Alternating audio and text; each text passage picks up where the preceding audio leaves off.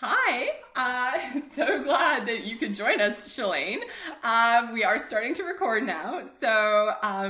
For the audience, for my candidates, my future CPA candidates, my students, how about you introduce yourself, your name, and a little bit about your journey, your background, where you are now?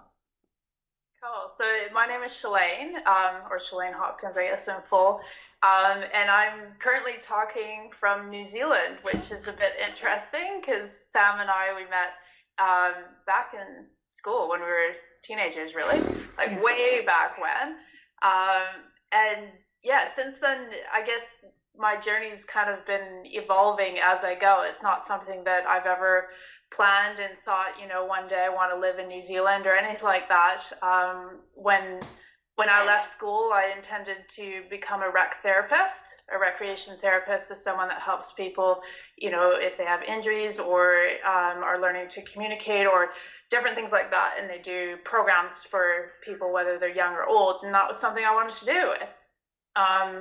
But got 2 years into university and figured out, what, it's not quite what I wanted, and discovered I wanted to specialize with disabilities specifically, and found a program at a local college in Calgary, and went there and did a 2-year diploma, specializing in disabilities to work with people with all sorts of physical, intellectual, behavioral disabilities.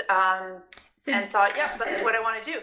But all the way along, growing up in Calgary, I knew I wanted to leave. And that was the other aspect of myself I was battling with. And I kind of had this career path, but not really, because at the same time, I had one foot out the door and knew I wanted to go. At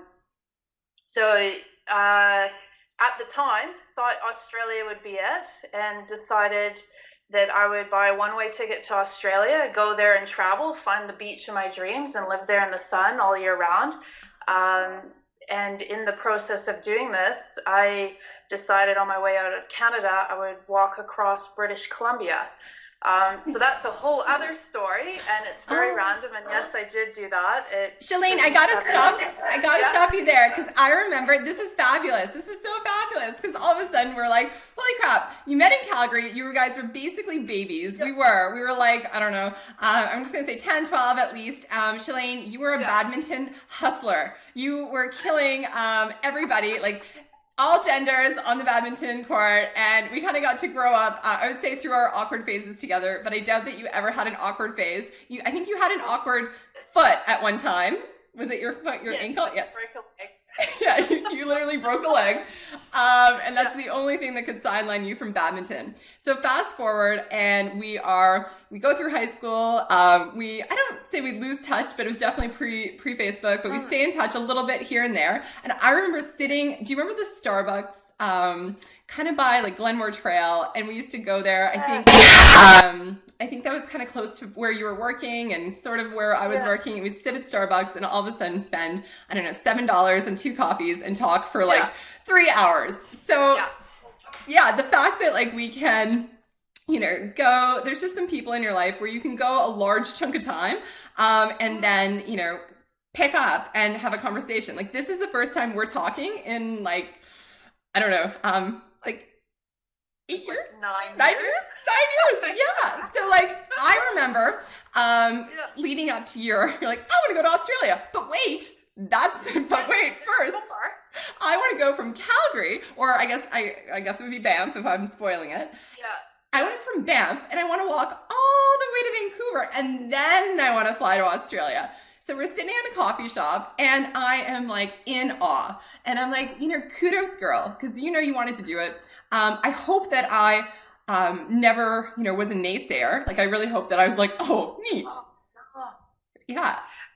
And to be honest, at that point in time, when I decided to walk across British Columbia, I I didn't care. I didn't care Good. who wanted to say no or not. I'd been reading a lot of books about people who had done outdoor adventure type things, so I knew if they could do these crazy things like climbing mountains or sailing around the world or whatever it was, that I could walk across British Columbia. Um, my reasoning for this was I wanted to explore British Columbia, and I originally wanted to hitchhike, but no one was available or interested in going with me, and I thought it would be too dangerous to go by myself. So that was my reasoning to decide to walk, which sounds ridiculous now, but no, it doesn't. It was, and it was like, let's do this, let's go for it, and make it happen, and I did, and it's kind of. Yeah, it's crazy to look back now. Well, what's so neat is like, how old were you about? So most of our students right now are typically between like 21 and I'd say like 23, 24, around there. So how old were you when you decided to, screw you, Calgary, I'm going to walk across British Columbia because it's too dangerous to hitchhike? I just turned 23 when I left. Fabulous. Yeah. So we were around the same age. I had pretty much graduated, did another year of work and was like, see ya. Oh, I remember, I still have the painting that I got from you, the one with the flower on the green background. I do. I actually went through a flood in 2020, I don't know, whenever, and it was one of the things on the wall that made it because it was above 5 feet tall. And I was like, oh, Shalane picture! It made it! So, all right, sorry to interrupt. So what were some highlights between going from Calgary to Vancouver and then, take it from there? I think one of the highlights was just the very first day of, I hadn't really let it fully sink in as far as what I was doing. And I was so busy in the process. I moved out of my apartment, said goodbye to all friends and family, literally sold everything I knew except for what was in my backpack. And I previously to that point had only done 2 weekend trips backcountry camping, where you're carrying stuff on your back. So I really, experience-wise, there wasn't a whole lot that I had behind me. And so a lot of it was just me reading up on information and going with my gut that I would be fine. And I had my bear spray and hiking poles, and away I went. And it was that first day. And the very first day, I overestimated how many kilometers I could push out, and I was determined I needed to hit the 30-kilometer mark. Had no idea of how ridiculous that is to try to push out on your first day when you're probably not as fit as what you should be to do something like that. And the very first day I got lost. And, I'm sorry. Yeah, I had this watch where it was meant to. It was like a compass watch with an altimeter and stuff, which shows you how high you are and also what direction you're going. And it miscalibrated. And so I took a fork in a path based on this watch I had, and it was wrong, and ended up over this mountain saddle and in this valley in a totally different location than what I was meant to be, and realized it, but felt it was too hard to go back. So I pressed on. So it was this mental game of kind of going, I've made this decision. I'm on this path. I know it's what I'm meant to do. I know it's what I wanted to do. And I know it's meant to be great, but it's feeling pretty shitty right now. Yeah. And what the hell am I doing? And I'm feeling very alone, very small, and very overwhelmed by the idea that I'm totally by myself. This is it. And if something happens to me and I'm on the wrong path than what I'm meant to be, how do I get out of that? And that was a huge learning experience, and I think there was many moments over that journey of the 7 weeks where it was incredibly beautiful and magical, and you're waking up and seeing things that not very many people are able to see, but it was also very, very mentally exhausting, and that you don't realize how alone you are until you do something like that. And when you're in the bush and your mind starts to play tricks on you as far as your fear and your worries and your anxiety, and you're tired and you're not sleeping because there was a storm the night before, and the decisions you make based off of that are literally life and death. It's stuff that you kind of, I look back on and it's like, I'm so grateful I managed to get through that experience fine, really. But yeah, there was times I was crossing rivers I had no business crossing, and there was times where, I camped in places I had no business camping, and you kind of you come away from it and going, okay, well, I survived that. Let's get through the next day, and let's get through the next day, and then by the time you get to Vancouver, it feels really good. No friggin' doubt. So you said 7 weeks. Yeah, 7 weeks. Wow. So I should edit that, because that season, as with many summer seasons, because this was over July and August, there's obviously the forest fires that happen every year. And the path I took right around Hope area, there was a massive forest fire that just literally for safety reasons was not okay for me to be walking through there. And, no doubt. At the time, my dad had met up with me, and we had done a bit of camping together, and then he drove me past the forest fire. Perfectly understandable. With cut off time, and distance, but at the end of the day, that came down to safety reasons to make that call. So yeah, at the end of it, I still go. Yeah, I've walked from Banff to Vancouver. It was 7 weeks. It was about 1,000 kilometers. Absolutely. That's insane. That's absolutely wonderful. I absolutely love how you started out, you did some planning, you did some research, and then you had some naysayers. You had some verbal naysayers. You had some people likely that were just like, and you didn't have all the information. Like, you didn't know exactly step by step how are you going to do it, but you figured it out. So mentally or physically, which one was harder, would you say? For that one, definitely mentally. I mean, physically, no doubt it was hard. I had the wrong gear. I had the right gear, but all of it was extra heavy compared to if you were regularly doing this. You would have had the gear upgrades, which are a lot easier on the back and the feet and whatever else. And so physically it was hard, and there was lots of blisters and that sort of thing. But mentally, that was the hardest to have. I think in regular everyday life, you feel like you're on your own journey where you're alone. You have to make up all these decisions about your life and what job you're going to choose and what career you're going to choose and who's going to be your friends and where you're going to go on Friday night and all those sorts of decisions you're making. And you sometimes get to that point where you feel very alone. But in everyday life, you're not near as alone as if you're in the middle of the bush and you don't have cell coverage and you don't have, someone to pick you up at the end of the trail, because there is no end of the trail. You're just continuing on and on. And, you make that one wrong decision and, well, people may or may not find you again. And that's something that weighs heavily. And I did have times where,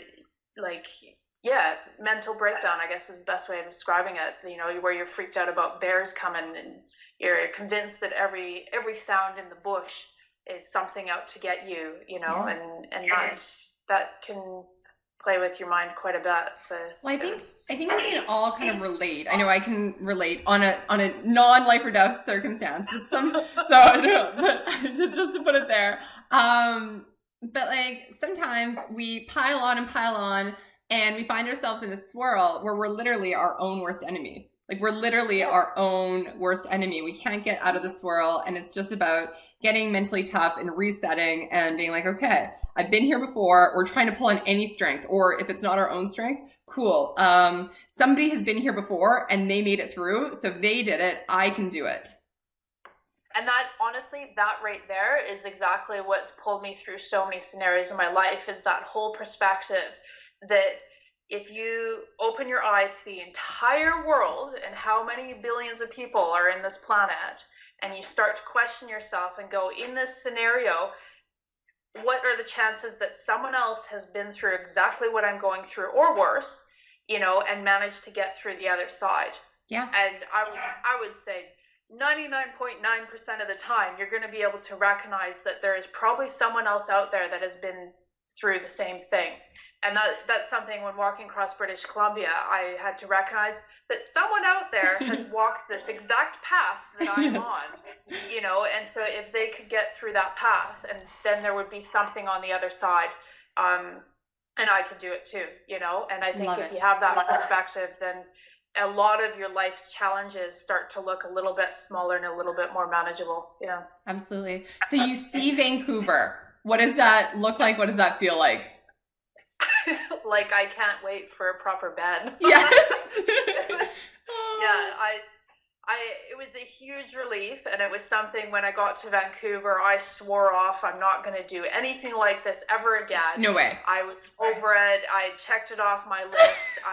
Yeah, it's great. I'm fit. Totally, my fitness is at a high, but I was like, I'm ready to be amongst people and do something else and throw away the backpack and everything that went with that. Interesting. And yeah. I didn't think I'd ever do it again. Well, that's really interesting given what comes next. Okay, so you hop on a plane, you hop on a one-way ticket, and you go to Australia. Yeah. Where do you land? My plan was always to settle. My original plan was to travel Australia for a year, find a place that I could call home forever, continue travel the rest of the world, and then come back to Australia. And that was my original thought in my head. And because I was over cold Canadian winters, I didn't want to be around snow. I wanted to be around the magic of the ocean, and be, where it's hot all year round and you don't need to worry about wearing sweaters and all that sort of stuff. And and I thought Australia would be it. It sounds brilliant. Why not? Yes. Yeah. It was. I started in Sydney and worked in a little cafe there, and literally lived on Bondi Beach. And so I don't know if you're aware of Sydney and Bondi Beach. It's one of the most popular beaches in Australia, and it's just a continuous hum of people all day long, all night. Okay. So you went from no people to all the people. All the people, and very weird people. There was lots of very different people from all over. And so, yeah, you can sit, if you're into people watching, that's a really cool spot to just sit and people watch. It's very fascinating. But it's one of those beaches where you're like all lined up. It's very packed all the time. And but it was beautiful, and I worked at a cafe there and made some friends and from all over the world, and had a simple life where all I did was work enough that I had a little bit of savings to save up for more travel, and other than that, paid my rent, and I had a flat where it was a 2-bedroom flat, and I had 2 flatmates that I never saw because they worked nights, and away I went. But then that's when I started to hear more about New Zealand, and got the wheels turning about where I had never really considered New Zealand, didn't know much about it, and started to hear a bit about how beautiful it was, and how the mountains and the wilderness and the bush are just so incredible, and there's no dangerous animals there, and you can kind of there's less people, and and it was something that ironic, even though I didn't want to be alone. Living in Sydney, I also recognized that I enjoyed that peaceful serenity that comes with being in the wilderness. Yes. And I liked the idea, or at least in my head, it started going that as I heard more about New Zealand, you hear about their great walks, is what they call them, and there's all these great walks around New Zealand, and I'm like, what a cool way to explore a country where you could do something that's already designated as a great walk. But I didn't want to do what everyone else had done. I mean, I had already walked across British Columbia, and I was kind of like, though I didn't want to do that again, I also knew I enjoyed that thrill of doing something that was uniquely me, that when I told that story, no one else is going to be like, oh, me too. Yeah. It was something that I could own as my own story and my own journey. And I wanted that a little bit again. I still wanted to explore Australia, but I liked the idea of potentially doing a long distance walk again, but not in the same way I did British Columbia. And somewhere along the line, in a nice Google search, I found a story about a guy that was, he was older, above the age of 60, I would even say 70, somewhere in there. He had walked from the very top of New Zealand to the very bottom of New Zealand. And right away, as soon as I read this story, I thought, how cool to explore a new country in that way, you know. And I'd already known by walking that your pace is so slow that you really, really take everything in.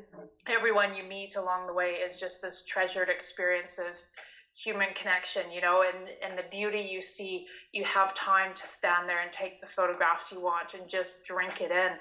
And I thought, wow, like to travel a country that way on foot sounds incredible. And so I did a bit more research, and I thought, how can I do this? And yeah, all of a sudden the thoughts of never doing a long distance walk again, they were out the window. I knew that this is what I needed to do. And I found it that they were developing a trail called the Te Araroa Trail in New Zealand that was literally called the Long Trail. And that goes from the very top to the very bottom. And they weren't finished yet, but a lot of it was finished. And I thought, that's what I need to do. And that was the start of my next crazy idea that consumed a lot of my Australian experience, because I knew I needed to prepare for this one. I couldn't do it like I did the British Columbia one, because the one in New Zealand was going to be...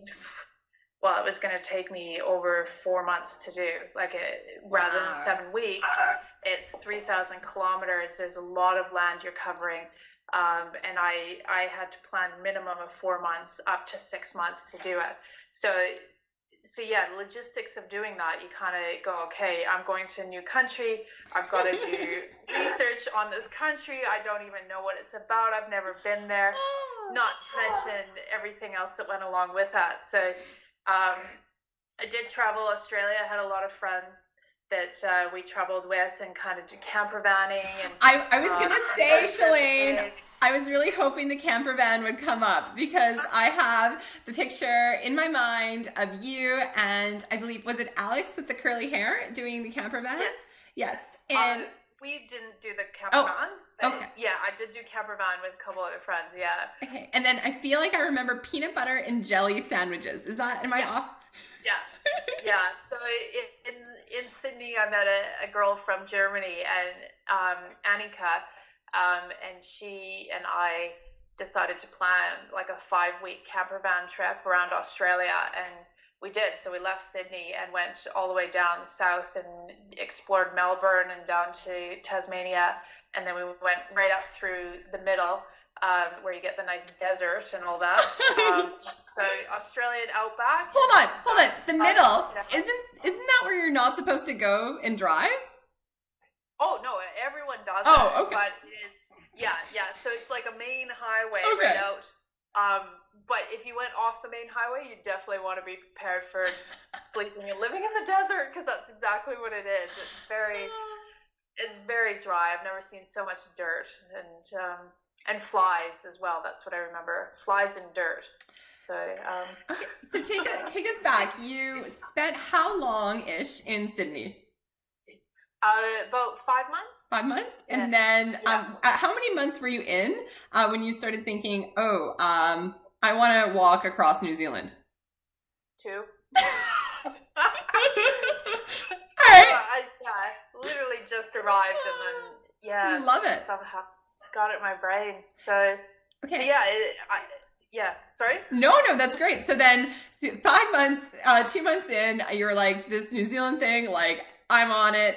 Hop in a camper van, make your way across Australia, and then where do you go from there? And then our destination was always Broome, which if you don't know Australia, that's the top like northwest corner of Australia. And we had our Lonely Planet books, which are really great if you're traveling anywhere. And they had this photograph of a spot called Ganthian Point. And Ganthian Point is this formation of the land that kind of comes out into a point.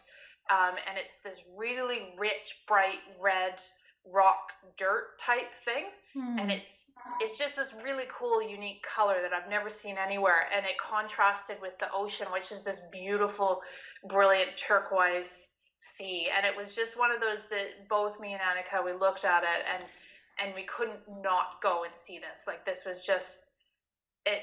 it was Yeah. just one of those spots where we had to go and check it out. And for me, I was in a position where I thought, you know what, I'd love to live and work there for a few months as I finish off my visa. Great spot to plan my journey for New Zealand. And for her, it was the end of her journey in Australia, and she was going to go on her own travel somewhere else. So yeah, it was a good spot to kind of finish off. And Broome is a little tiny community, great place if you're going to travel. And yeah, I ended up there. Though with $10 to my name, and that was it. What? $10? Yeah. So that was the whole other side. Like I'm still young, you know. I'm learning to manage money. I've got school debt from back home that I hadn't yet paid off, and you know, and then I'm living a backpacker lifestyle, so I'm not making a ton of money, but you know, you're spending it traveling, and it goes fast, and you know, you don't. I was just never one that had a huge amount of savings because I like to spend it, and that's what happened. So I got to Broome, and I remember getting there and going, I've got nowhere to live, I've got nowhere to work, I don't know anyone here. We had enough money to have I think it was like a week or something in the backpackers, and that was it. And all I had left was $10. And it was one of those moments where you're like, this is really shitty. Yeah, no doubt. But I have to get past that. I have to find a way to make this work, because I refuse. I've always been that person where I have trouble asking for help, so I refuse the idea of calling home to the parents to say, can you send me money? Like I that thought didn't even enter my mind. It was just, I have to make this work. What was going through your mind? Like when you're look at your wallet, you're like, hey, I have a week and I have $10. Like on top of being like, oh F. Like what is going through your mind? Like bring me to your thought process. I honestly, I just remember being, I think I was just so focused on making it work. Yeah. That I didn't let the anxiety of the situation get the best of me. And by that point, I had met so many people. Like I was traveling and I had stayed in backpackers, but I started to realize that there were so many people that were traveling so differently than me. And the idea of staying in backpackers wasn't the only way of traveling. And the idea of traveling in camper vans wasn't the only way of traveling. And that's something that when I growing up, like to me, that was the adventurous backpacking way of traveling, was you go and stay in a hostel, and then you know, maybe you hire a camper van and away you go. And after being in Sydney and meeting so many different people, and then traveling by camper van, you started to realize actually there's so many other options out here that I hadn't even thought of before. And one of them, arriving in Broome, well, first off, it was the realization that when it comes to backpacker work, you rely on seasonal work. And if you can plan your travels around seasonal work, you're golden. There's jobs galore, you know? Yeah. And so that was something. Arriving in Broome, I knew it was the start of the busy season, but I was still early enough that I wasn't competing with jobs. Nice. So I was like, all I have to do is show up there, show a bit of initiative, put a smile on my face, and it was, yeah, I can't remember how quick, but it was very quick because I only had $10. So it was like, I need to make this happen. But I ended up with 2 jobs right off the bat. You know, I had one cleaning rooms during the day and then one waitressing at night. And it was just bang, easy, away you go. And then it was like, okay, place to live. And I was like, I don't want to live in a backpackers anymore. I was tired of that confined environment. And I knew I was going to New Zealand. My plan was to walk the length. And so the idea of living in a tent, well, that's kind of in my future anyway. And so I thought, what if I went to a campground and see if they do a weekly rate? And this was a bit of a light bulb moment for myself. But when I turned up at the campground and pitched this to them and said, look, this is who I am, what I'm doing, would you be interested? They kind of looked at me a bit funny, and they were like, yeah, our weekly wage, such and such, I'll take you to where the other backpackers were. And that's when I was like, this isn't just my idea. This is something that people do. And I ended up at this campground where there's a section where all these backpackers in their 20s and 30s, they all had their own tent and their air mattress and, set up there with a hammock, and they were just working their butts off at whatever jobs they could, and then saving all the money they could, because it was a lot cheaper to live in a campground than it was in a hostel. And that just opened my eyes to going, actually, there's a lot more ways you can do this. And so that's where I ended up in Broome. So I was living in a tent on an air mattress, working 2 jobs, and then in my spare time, I was planning for New Zealand. And I had a little tiny laptop where I was ticking away all the time of figuring out how I can make this happen. How do I make this happen? I love it. I love that you kind of in this journey that is yours, you found community, like you found like your people. And I'm sure it was an absolute blast. I agree. I don't know. Yes, I feel like we'll pause this later and we'll ask you some questions. But right now, just so I keep my job, we're gonna just like pause. May I? So I need to grab something. I'll be right back. I want to show you something, and I want to show you that this made it through the flood. And it is the postcard that you sent me from Australia. And I'm so happy. I am not no matter how much you talk to somebody or whatnot, like it's just, well, it's been a while. I've been thinking about the day when we used to meet up at Starbucks, and you just wrote the most loveliest item, and you sent it to me. I just cannot tell you how much. It's just been great to kind of see you living your best life, and this makes me smile. So. That's so cool that you still have that. That kind of fizzled out. I used to do that all the time with people and send postcards, and I think at somewhere along the line I realized it was less me traveling and more about me living life, and then you kind of lose out on those sorts of things. But yeah, it was a cool way to keep in touch. Oh yeah, and that was I feel like I was very late to the social media game. That was way before, 4 years before at least, I joined. So it was just a nice touch point, and so neat. I feel like I need to explain. So to my students, we used to send little pieces of paper with little stamps, and they would go in the mailbox, and then somebody would fly it all the way around the world. To be fair, okay, so even more than that, traveling, nowadays travel is incredible, where you can take your phones, and you can even just turn it on airplane mode and still connect to the Wi-Fi, which means you can communicate through WhatsApp and Facebook Messenger. You can still be very connected, and nowadays people run businesses like that. You can also get phones where you pay a fee on your plan, and it's a little bit more per month, but it allows you to use your mobile network as normal.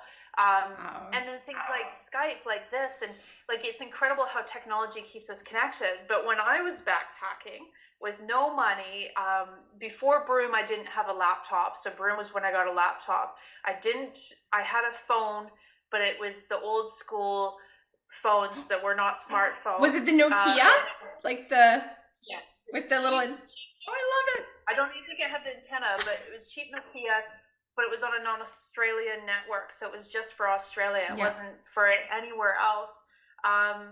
So when I wanted to communicate, I did it through postcards. I went to an internet cafe to email people and to blog. I didn't have my own stuff. And when I wanted to call someone, I had the international calling cards and went to a payphone and would stand at the payphone for hours as I'm calling family back home. And that's, it's so different now how you do it. And you don't really think, it's okay. Cool. So this is, I feel like I could reminisce. Okay, so we're in Broome, we're in a tent. How long did you stay in Broome working 2 jobs, day and night, before you decided, boom, we're gonna go across the ocean again?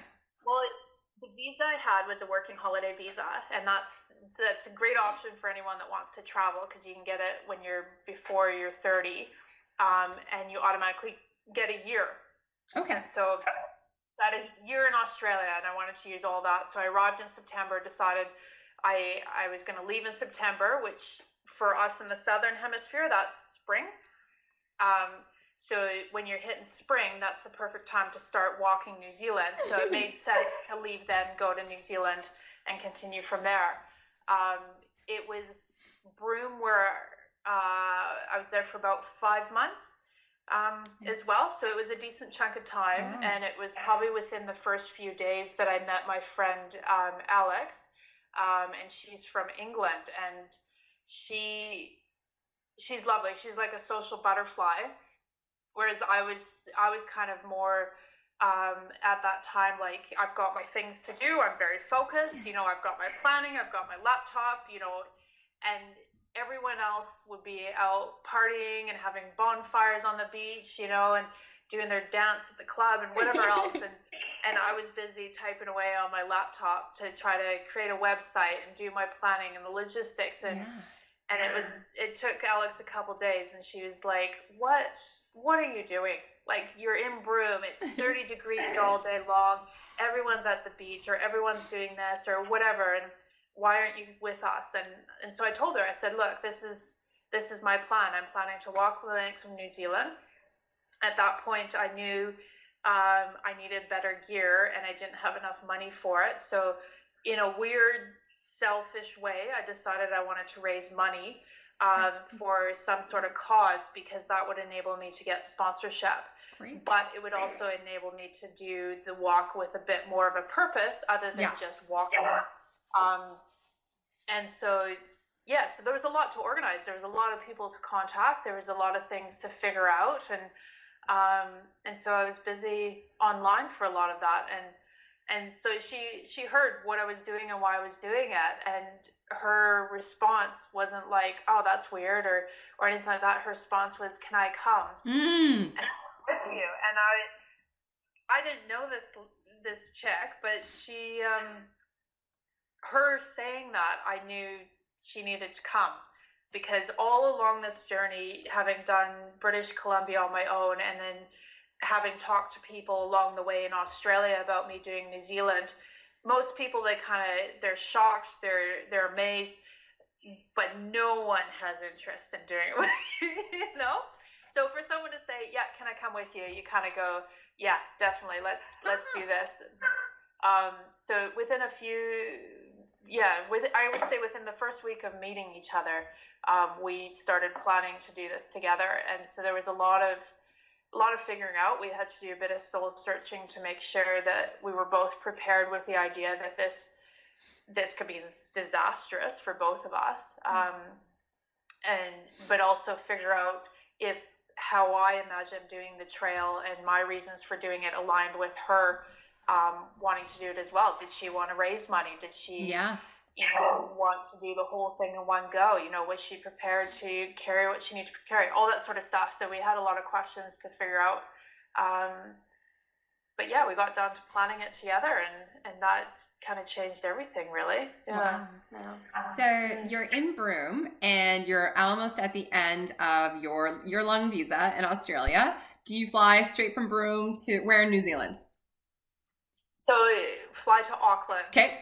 So on New Zealand, Auckland's like the largest major city on like the northern point, if that makes sense.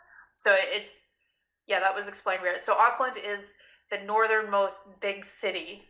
There we go. So we flew into Auckland knowing that would be where we could do any of our last minute gear shopping, last minute planning. We had access to all the whatever we needed because it was a decent sized city.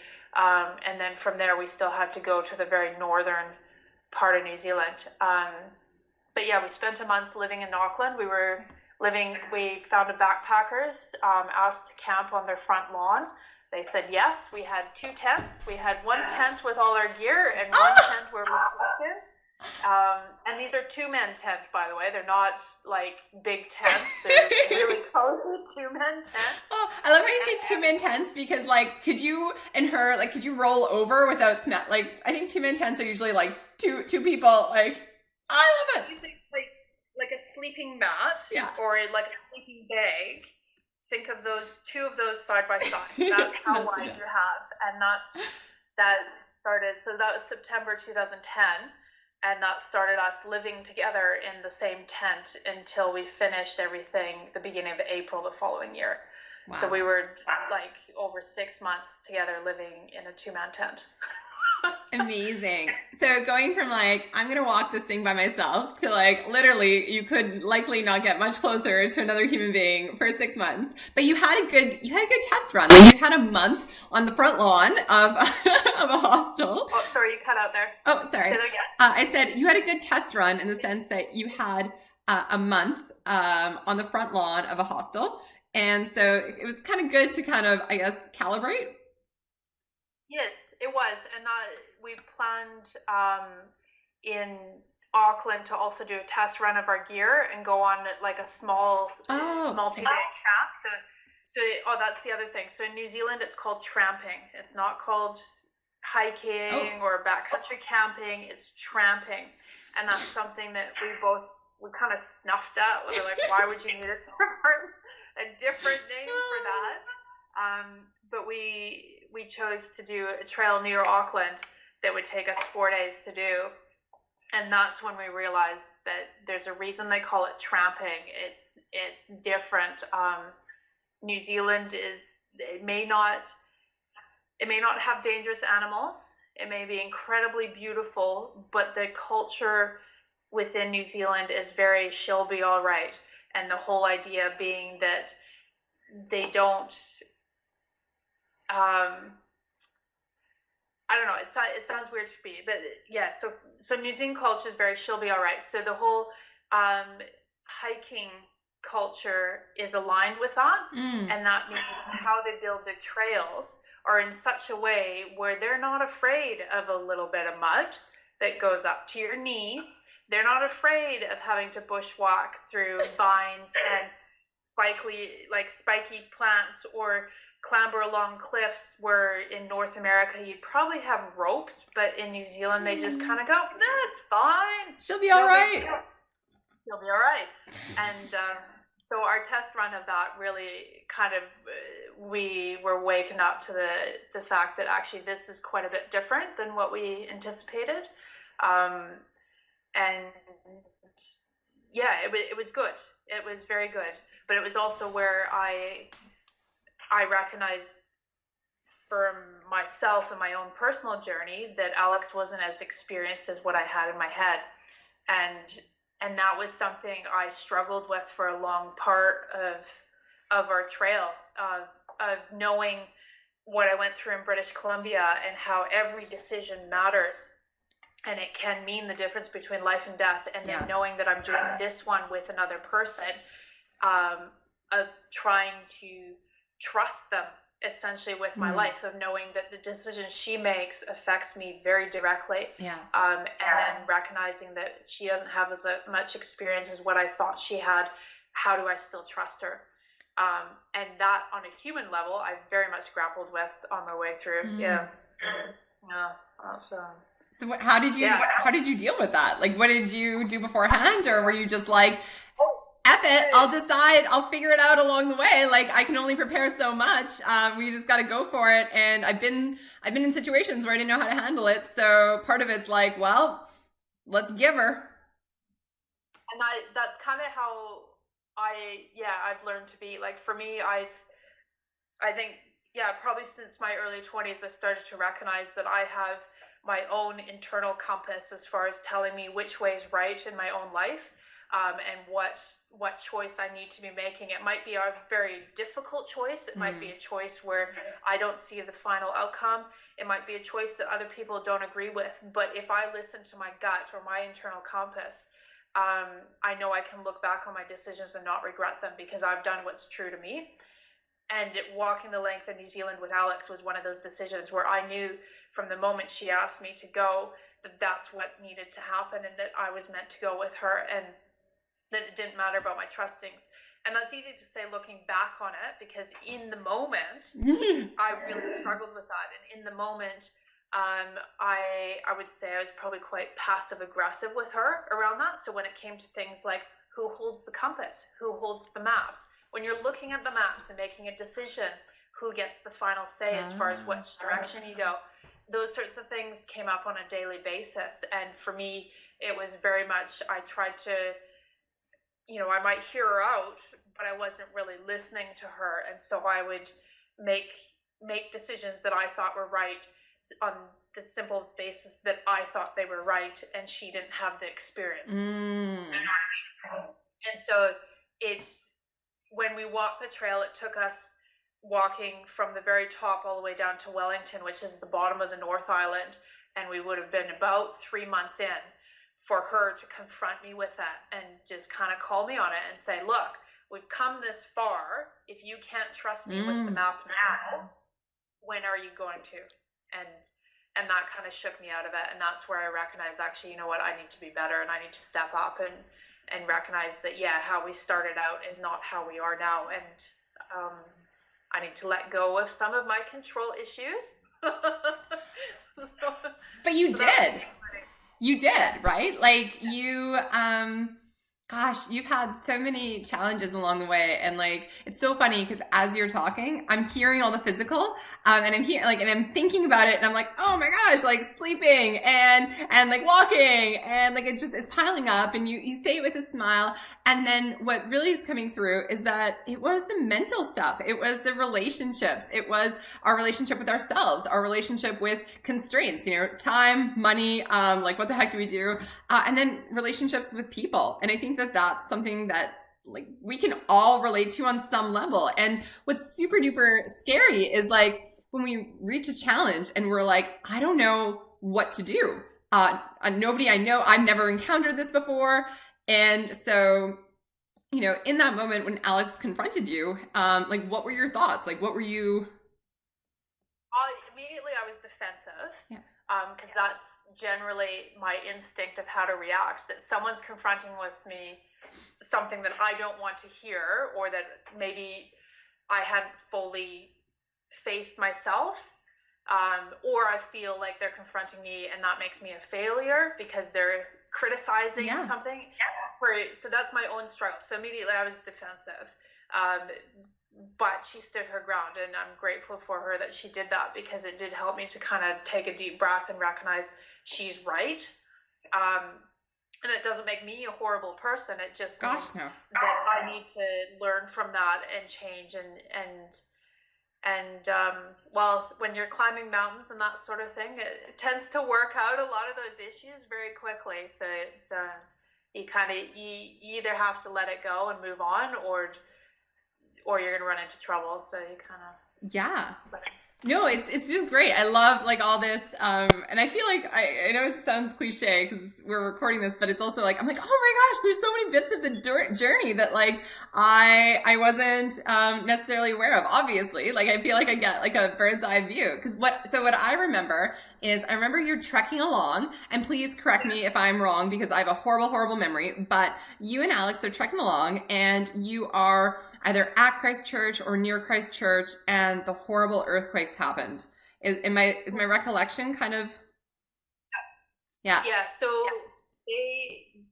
2010, 2011 was when they had the big earthquakes in Christchurch, and they had one in September of 2010. So right around the time we arrived in New Zealand, but we were in the North Island, and Christchurch is in the middle of the South Island. And so we were kind of aware of it, but didn't really fully understand the impact. Like neither one of us had been around earthquakes much. I had never actually experienced one that I could remember. So you just kind of go, oh yeah, that sucks, that's horrible. And the reality is the September one, no one was really seriously injured or died.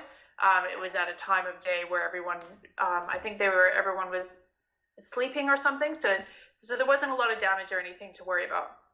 And then when we were walking along, we got through the North Island and came to the South Island. And at that point in time, like you've been walking for quite a few months, you start to notice issues with your physical body and how it's coping. And that's a learning process in itself of trying to figure out, how do I continue going, knowing that my body's kind of going, I'm tired. Yeah, dear gosh. Like, can I have a minute or like a month to just chill? And we got partway down, and we were at this point just before a little place called Arthur's Pass, and we had come through this beautiful area with all these mountain ranges and bush and rivers and just stunning. But along the line, Alex twisted her ankle, and it was bad that she was really hobbling, and we kind of got to this, kind of hobbled our way into this town, and she was like, you know, I need to rest for, you know, to give it time, but B, I need to go see a doctor and potentially get x-rays for it. Oh, wow. Because we weren't sure how serious it was. And so we're in Arthur's Pass, and Arthur's Pass is like this little alpine town that consists of like a cafe and a campground, and that's it. So we're like, we either need to go to Greymouth, which is on the west coast, or we need to go to Christchurch, which is on the east. And we're smack dab in the middle, so it really doesn't matter. So literally pretty much flipped a coin. And we're like, let's, you know, doesn't really matter. Whoever can pick us up hitchhiking to go one or the other, will go. And we ended up making our way to Greymouth. And it was a 50-50 decision. We ended up going there, and we got to Greymouth, and she went to the doctor, and there was kind of this like uncertainty whether she broke something or what happened, but essentially she needed to rest. And so we're at another backpackers there, and just hanging out. And I remember being at the library, updating blogs and that sort of thing. And that's when the February earthquake happened in Christchurch. And we're on the west coast of New Zealand. Christchurch is on the east coast of New Zealand, and we could feel it. The power went out in Greymouth, and driving, like right now I'm getting goosebumps over it, but yeah. I just remember thinking like something, like this is an earthquake. And by then we had felt a couple, like smaller ones, but you knew it was an earthquake, and everyone's kind of like, oh, like that was a big one for the lights to kind of be shaking. And right after, as soon as something like that happens in New Zealand, everyone goes online or checks with their contacts to figure out where did that happen.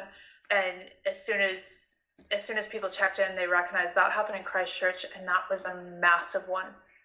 And it happened early afternoon on a weekday. Everyone's at work in the city center. Everyone's out shopping. Everyone's having lunch. It's busy. So big earthquake, middle of the day. Yeah. All this happened, and you know, everyone's seen the news reports. And so we were close to finishing up because we had been there long enough that Alex was okay enough to walk. We'd have to go slow. But we'd been watching news reports, and you see all this devastation, and it was a couple days into it, you start to hear of, you know, how people are helping. You know, we're doing this, we're putting together volunteers, you know, and we were just about to leave and catch a ride back to Arthur's Pass. And I went to Alex, and I was just like, look, like I feel so horrible that we made this flippant decision between one city or the other. We could have been smack dab in the middle of that, and we would have, because that's where all the backpacker accommodation is the city center where it had the most damage. And to think that we escaped so close to that, and we're standing here okay, and we've got all our gear with us. We've got all our tents, all our cookware, all our food. We're equipped to be in a place like that and not need to rely on any of their resources. We can rely on our own. Let's see if we can go help. And she was on the same page. She was like, you know what, like I can't, like it's an opportunity for us where we're able to go and do something. And so often, she's from England and I'm from Canada. They're both relatively safe countries where at that time you kind of sit and you see these things on the news, and you're often not close enough to help. And so we're like, you know what, we need to do this. So we ended up hitching a ride with a gentleman who had just dropped off his daughters in Greymouth because he lived in Christchurch and didn't want them to be there anymore. And he was on his way back. And so we hopped in a car with him, and he drove us back to his house and let us camp in his backyard. And his house was all cracked and stuff. And so he was dealing with the trauma of his house and his community and his life being uprooted by this. And we were just kind of jumped in like 2 feet. But that's when we heard about the Volunteer Service Army, which is part of the university. And some university students had thought, you know what, we're at this university, we've got this facility, and these students that started it were part of different committees and things within the university. So they knew the university faculty enough to go, look, we need to do something. Can we set up a station for people to come in to volunteer? And it exploded. By the time we got there, we were only a few days in. And these students had organized this very simple way for people to turn up and help. And we decided we wanted to be part of that. And when we turned up, it was hundreds and hundreds and hundreds of people coming with their shovels and their gum boots and their high-vis vests and their workwear and whatever they could bring. They were cycling on their backs with things attached to their back of whatever they could bring to help. And you get there and there's just this big marquee and everyone's lining up going, I'm here to help. And it was so cool to be part of that. And it was such a simple gesture that worked alongside with civil defense that was overwhelmed with the major logistics of, rescuing people under the rebel, that they couldn't get to the neighborhoods. They couldn't get to the neighborhoods where people had houses destroyed, and it was filled with liquefaction, which is essentially, if you're not aware, Christchurch essentially is built on sand, for lack of a better word. It's close to the coast. The whole underlayer is built with sand. So when the earthquake happened and everything shook, all the sand seeped up. So it's like this muddy clay sand that seeped up. Sewage lines have broke, so that's all mixed in with it. Water lines have broke. Electricity's down, and people are essentially trying to dig their way out of their home. Wow. So we turned up, and then it became this huge thing where bus drivers were turning up with their buses and saying, look, I'm a bus driver, I can take you to any neighborhood. So it started to explode in the sense that all of a sudden this whole community came together. Everyone brought what they could.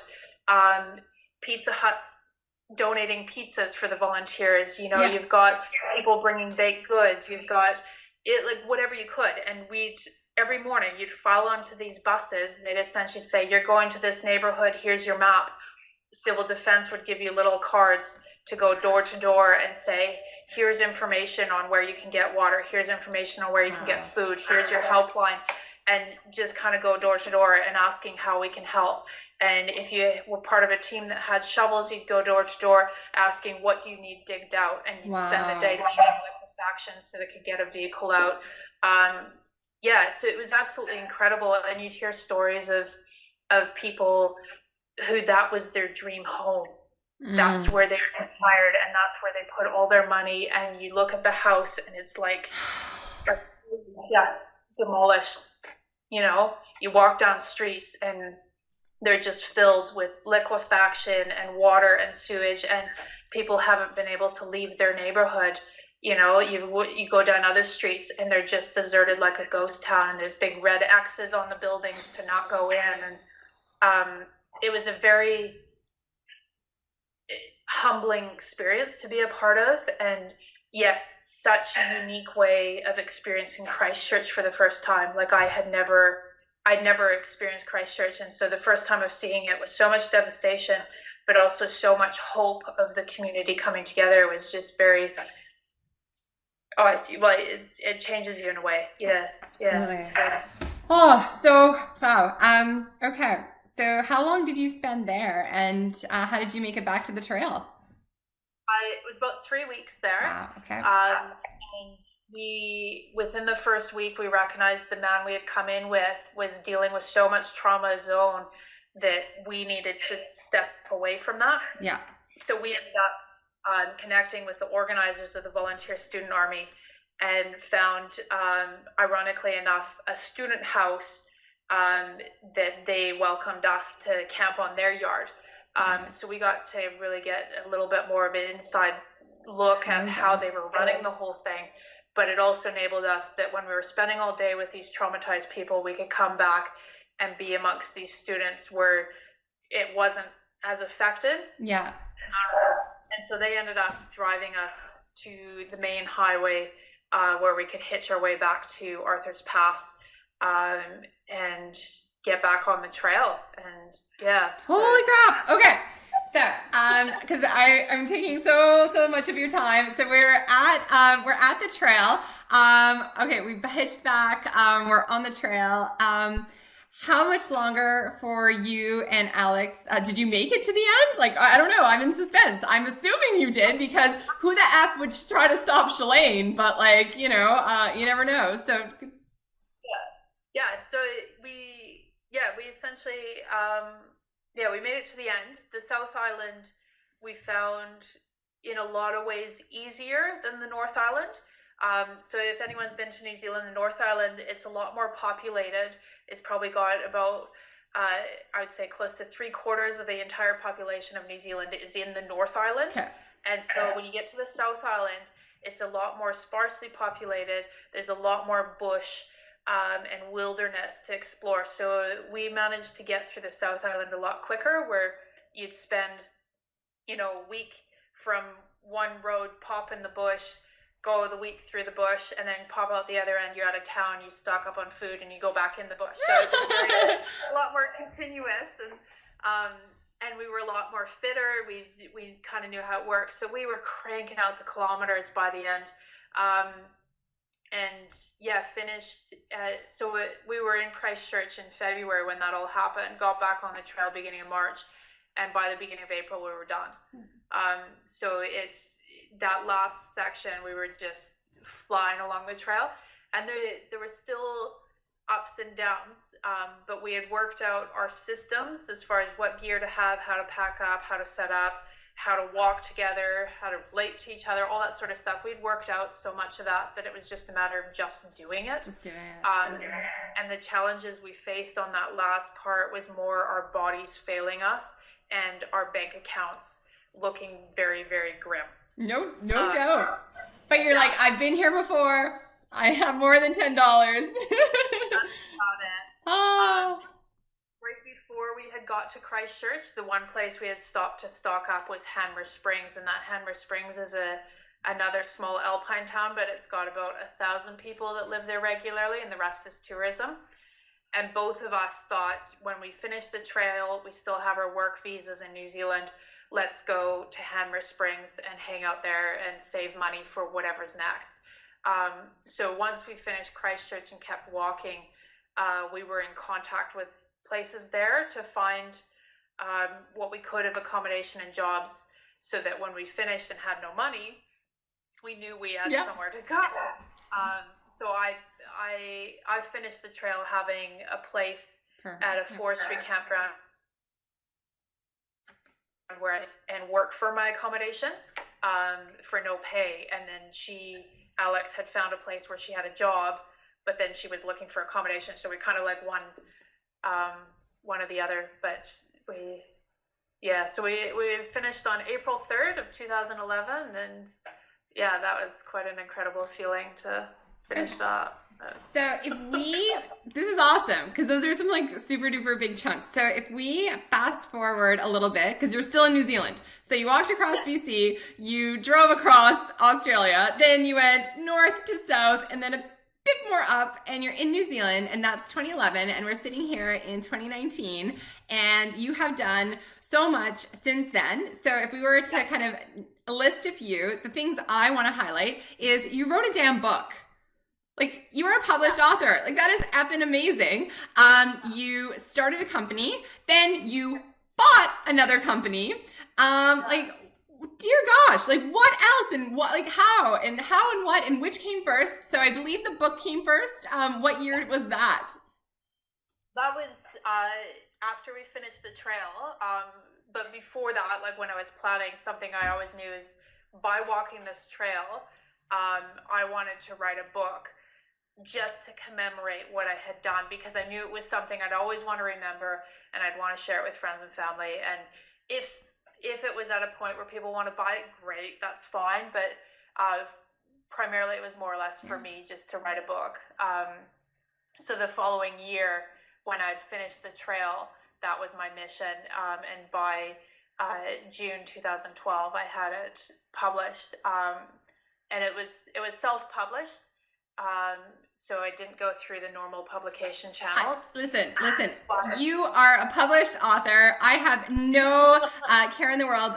You are my friend. You're a published author. And I will say that in my flood of 2013, I managed to save the postcard. I managed to save your picture. I did not manage to save the book that I bought and had not read yet. So I'm so sorry. I know. So I'm like, as you're talking. Side note, I'll send you another one. So how's that? Perfect. Thank you. Oh, this is lovely. And I take e-copies, or I will, yes, no. Sounds good. I look forward to it. Thank you.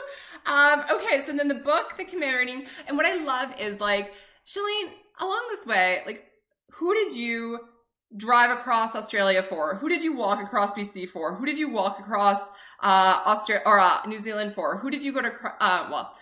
Who did you publish the book for? Like, who did you do that for?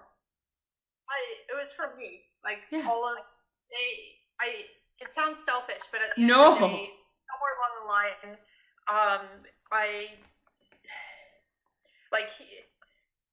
long story short, going through personal dramas that I did with my own family and upbringing and all that sort of stuff, I entered into my 20s, and there was some sort of light bulb moment where I realized, this is my life.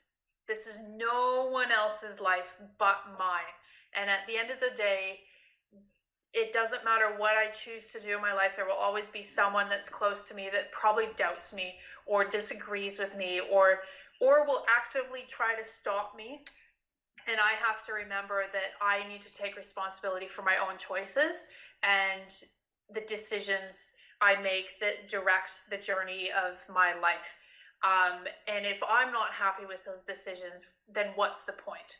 Yeah. What am I, if I'm not doing this for myself, then what is the point? I can't do it for my family because it's not their life. They're not the ones that are living it. It's just me. And so in my early 20s, around the time I was graduating university, was when I recognized that,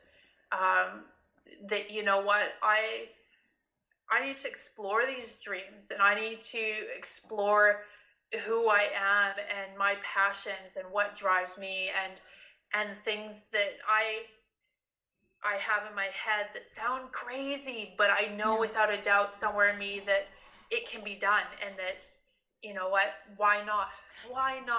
Yes. So like, knowing you, I'm not gonna lie, I never once thought you're crazy, because when we would talk, you have a plan. Like you have like a framework, and you were well researched, and you were planned as well as you could. And then at some point you have to be like, well, I put all the work that I can in, I'm building skills, I'm learning things, and I gotta go for it. I gotta Indiana Jones. I gotta step off the safe rock and just say, F it. Like, if not now, then when? And this is kind of what I want to do. And, Shalane, I got to tell you that sometimes when I've encountered, people with strong opposing viewpoints, I don't know about you, but for me, part of it kind of fuels me just a little bit. Yes. Yeah. And I don't know if that's my personality or if that's just instinct. I don't know what it is, but I'm very much like, if someone tells me I can't do something and I know that's what I'm meant to do, I will do that 100 times more. I mean, you talked about badminton, and that was, I would say, 90% of what fueled me to keep going with badminton was just that fact that so many people view badminton as a sport that people of Asian cultures do. It's not something that white people do, and I know that's a very, like, I don't know, maybe it sounds weird to say, but I know where it was like, you know what, I'm going to do this. And when it came to guys who were, challenging me that, you're a chick doing badminton, you can't hit as hard as me and whatever else. It was like, you know what, I'm going to give it my all, and I'm going to show you I can. Oh, Shalane, and I might not win, but it was like, I'm going to show you I can.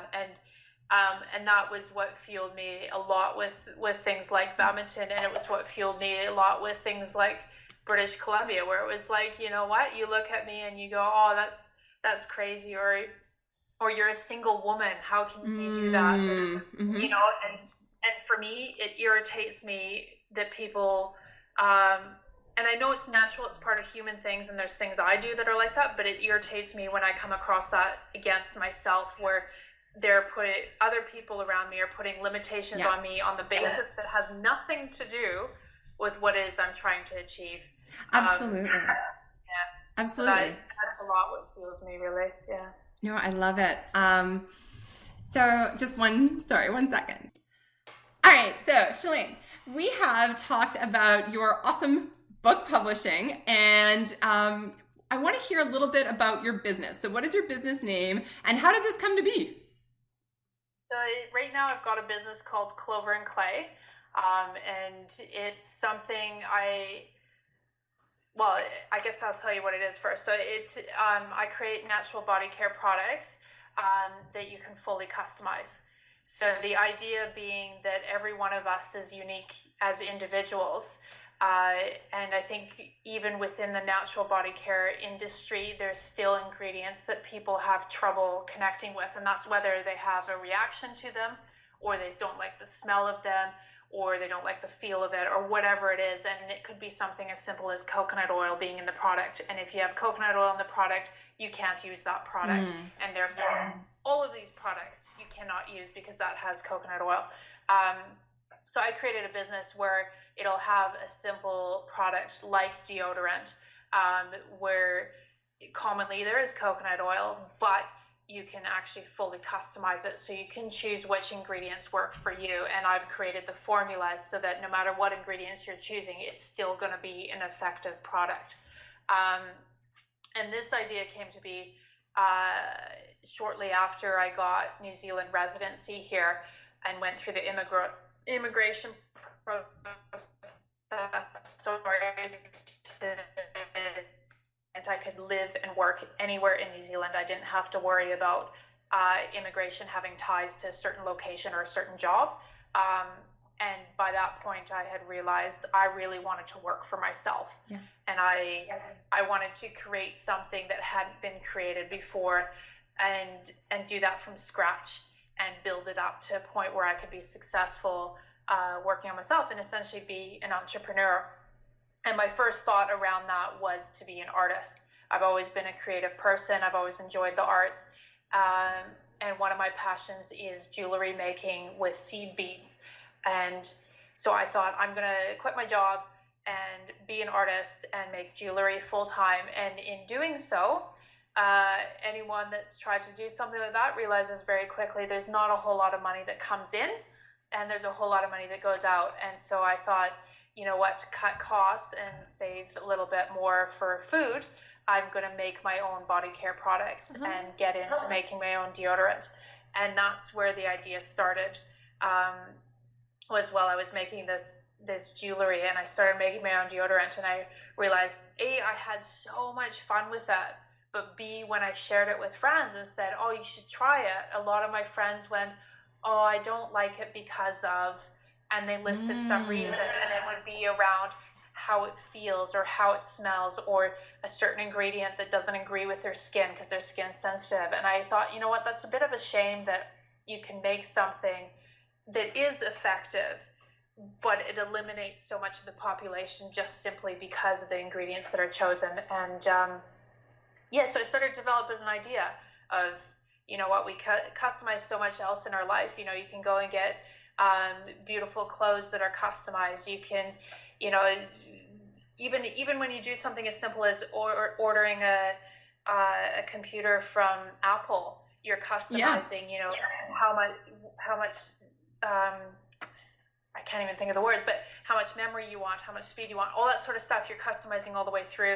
You know, you can go, and when you buy a brand new car, you can customize all that. So there's so much areas in consumerism where you are already customized. You can go to Subway, customize your sandwich. Yes. You know what I mean? So, but it's something that when it comes to body care products and hygiene use, that things that you're using on a daily basis, that hasn't quite entered that industry yet. So I thought, well, you know what, it's something different, it's something new. Let's see if I can make it work. And so that's what would be now, I would say probably a couple of years now, 2-3 years since I first had the idea. It's been about just over a year since I've originally implemented it as far as starting to sell product. And it's one of those things that kind of keeps evolving and changing and growing with the life that I have now. So yeah, so watch this. Yeah, no, I will be staying tuned, for what's coming next. So you say it's been evolving to what your life looks like now. What does your day-to-day life look like, and how has that changed since walking the trail with Alex and writing your own book, publishing your own book, creating your own business? Like, how has anything changed in your life? Yeah, well, for me right now in this moment, I am with my partner Jose, who's from Chile, and we are living in a one-bedroom.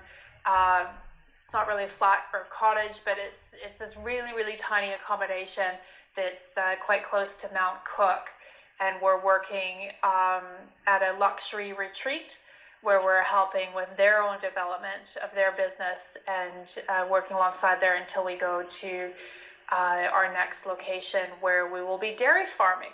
I love it. So it's a whole new journey I'm on. So it's something that I've been single for most of my life in general, I would say. And so when I met Jose, we met a year and a half ago, and I was fiercely independent. He's very much the same. And so it's been a whole other adventure to join our lives together. And for him, he's been a dairy farmer for the longest time. And it's a way that we see as a tool for us to then create a life together for our future. And yeah, so it's another adventure that I'm kind of embarking on that I never really anticipated doing, but I'm excited to see where that takes us. Yeah. Shalane, it's so funny. So I'm sitting here and I'm like, I see a common thread, but like, I think, and so the common thread I see is, getting an idea, having a goal, saying, I don't know how to achieve it. So what am I going to do? I'm going to research and I'm going to make a plan, and then I'm going to go for it. And that was it, this entire theme. Because before Clover and Clay, had you ever had a business? No. So, well, the first, I would say, entrepreneurial thing I ever did was back when I was probably about 9 or 10. And anyone that grew up in the 90s, back in the day, yes, there was these things called beaded geckos that were really popular. Oh my gosh, yes, your geckos. And they had like usually a key ring or something that you attach to your backpack or your set of keys, and all different colors because they were made with beads. And they were something that if you knew how to make them, kids would pay money for them. And I figured that out, and I loved to make them. And so I used to sell them for $2 and make them, and kids would come up and tell me what colors they wanted, and then I'd make them and go away. And so custom. So hold on, you were customizing your geckos, and so you were pulling you were able to pull on kind of past entrepreneurial experience, and then go and create your own business, buy another business. And is this a business that you'll be taking on the dairy farm?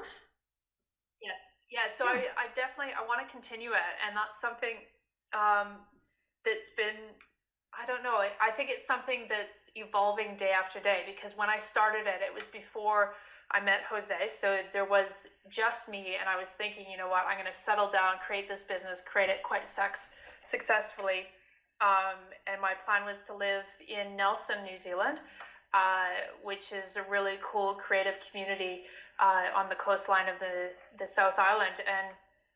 And I thought, this is it. This will be home, and away I go. And then that's since changed. And so now my dreams of this business becoming quite successful are merging with the dreams that Jose has for his life and the dreams we have together. So it's one of those where I want to keep it going as long as I can and keep it growing. And if it's something that I personally can't be a part of in the future, that I'm hoping I can pass on to someone else to keep going. Yeah, so we'll see where it takes. Yeah, to be continued. Yeah.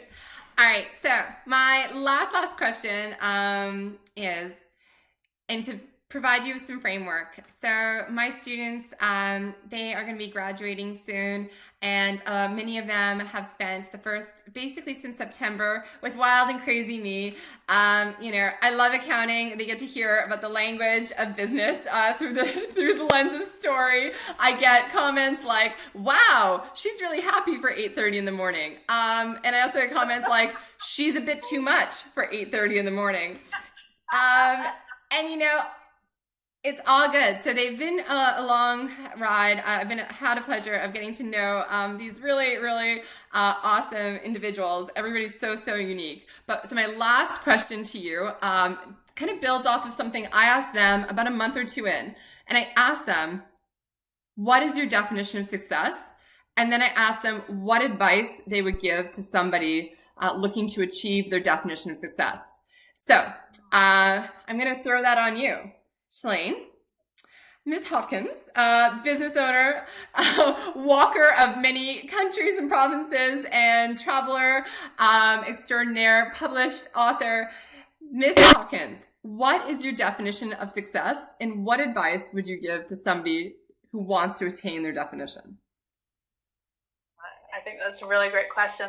I think for me, the key with that question is that my definition of success might not be what your definition of success is. And I think everyone has a right to look inside themselves and figure out what that is. For me, it's always been about living an authentic life to my values and what I'm passionate about and what I believe is right and true. And that might be totally different from the next person, but that's okay. And it's so long as I'm true to myself, then that sorry, we're going to have to pause this. Yeah. All right. And this is real life. So thank you. So back to what is your definition of success and what advice would you give? And you were in the middle of telling us that it is, about being true to you. Yeah. So to me, if you can't live a life where you're seeking out success by someone else's definition. So I think that it's very easy to get caught up in that, and that's something that takes self-reflection for us to be able to recognize that actually I'm living someone else's definition, or I'm living someone else's goals or dreams or whatever it is.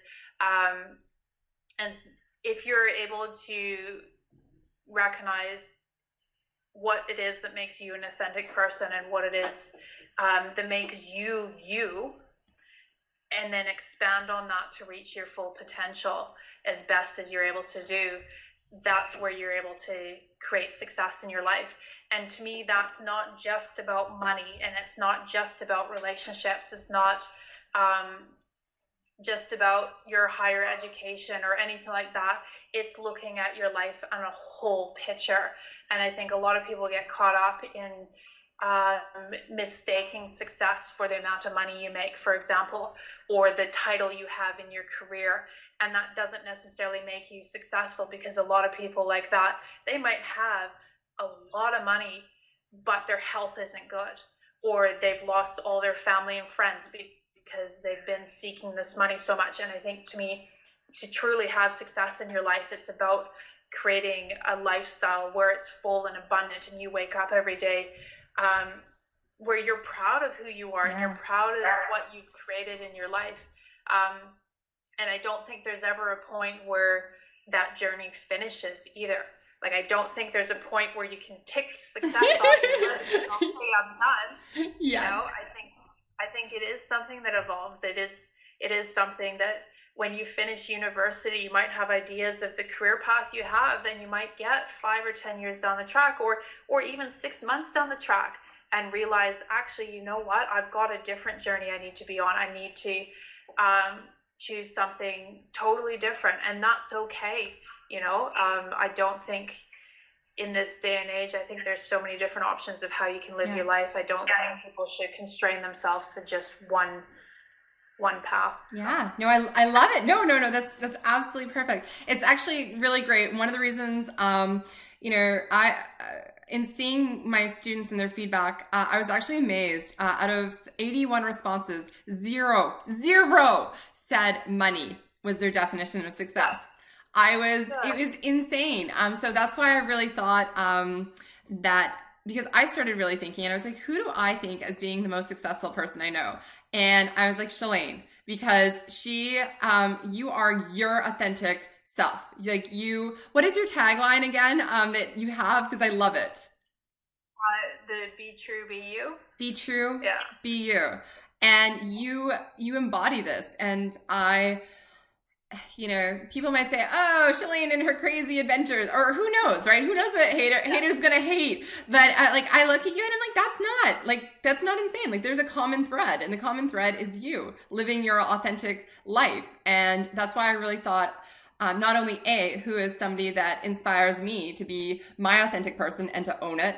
And my definition of success is evolving. So I love how you say, be open to change, be open to saying, cool, this is what I wanted to do, and now this is where I want to go. And along the way, we don't really know the story that we're crafting because we're living it and we're collecting tools, and we might use something that we learned in one area and then it comes in handy a little bit later. And, so we plan our best, we research our best, we have a goal, we go for it, and you figure out the rest along the way, and you're open to bringing on a partner for the 3,000 kilometer hike. Like, you're open to living in a campground. Like, it's just, you figure it out because, that's what we do. We're resourceful. And I love how you said, somebody else has been in a similar situation. Somebody else has found themselves in a new city with $10 and they figured it out. So I'm going to figure it out too. I'm going to dig in and live my definition of success. Parting words for my little studies about to embark in kind of an unstructured way. They're gonna. Yeah, I think one thing that we kind of touched on, but we haven't quite got there, was just around how you said the questionnaire around success was that no one mentioned money as being part of success, and that money doesn't make you successful. I think there's a really clear distinction that needs to be made that I challenge everyone is to look at their viewpoint on how they see money, and that money is a really, really effective tool in achieving what you want out of life, in making an impact in this world, in being the best you can be. Money is a very effective tool in that, and it's not something that's evil. It's not something that makes you selfish. It's not something that makes you greedy. It is something that can amplify your potential to making you the best you can be. And that's, for me, a lesson that I've only recently learned, where up until that point I thought, you know what, who needs money? I don't need money. I don't care about money. And that's something that I still instinctually struggle with because of who I am as a person and my own journey. And I think it's something I'm still learning to recognize, that in order to achieve what I want out of life, and to use my skills and my talents to make the biggest impact I can on this world, I need money to do that. It's necessary for that.